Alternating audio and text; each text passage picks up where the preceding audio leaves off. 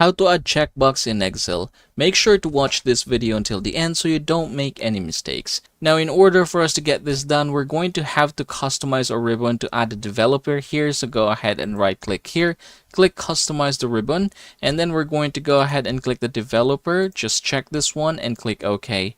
Now that we are seeing the developer option here, go ahead and click that one, click insert, and then we're going to choose checkbox. And then go ahead and click this one right here. Now we're going to delete this one here where it says checkbox, so go ahead and just highlight it and just hit the delete button. After doing so, I'm just going to go ahead and reposition this one. I'm going to click Control once again and then click this. Now go ahead and put it wherever you want or wherever you think necessary. Now after doing so, click the cell, click Control C, and then go ahead and highlight the rest of the columns. Click Control V, and you can see that everything is there already. So you can go ahead and check them just like so if it is needed.